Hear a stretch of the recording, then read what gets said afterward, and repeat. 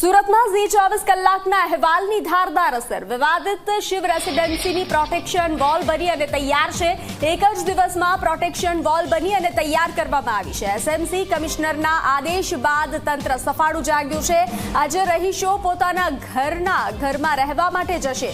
આખી રાત કામગીરી કરી અને પ્રોટેક્શન વોલ બનાવવામાં આવી હતી. બિલ્ડરે 10 દિવસમાં વોલ બનાવવાની બાહેંધરી આપી હતી. તંત્રે એક જ દિવસમાં કામગીરી કરી બતાવી છે.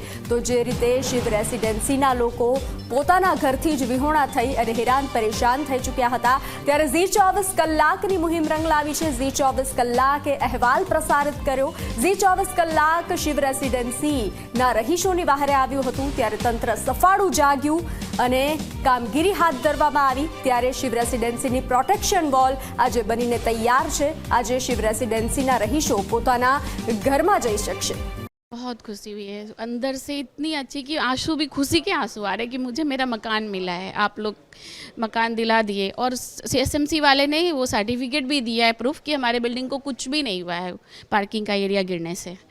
बहुत अच्छा. और उनको भी धन्यवाद. आगे वाले जो बिल्डर थे वो भी पूरा सपोर्ट दिए हैं, उनको भी धन्यवाद. भैया प्लीज़ अब जब भी बनाओ तो बस सेफ रख के बनाना. बनाओ आपको जितना जो बना ले, कि हमारे बिल्डिंग को सेफ रख के बनाना. હા, અત્યારે એટલું લાગે છે કે ભાઈ અમે અમારા પોતાના ઘરમાં આવી ગયા છીએ. ઝી 24ની મુહિમ લાવી છે કે એમને સૌથી પહેલાં મેં પોતે જ એમને કોલ કર્યો હતો ને એમને કીધું હતું કે આ રીતની પોઝિશન છે. એમને એમના મીડિયા દ્વારા બધાને જ કહી દીધું હતું કે અહીંયા આ લોકો સેફલી નથી, તો એમને સેફ પહેલાં કરો.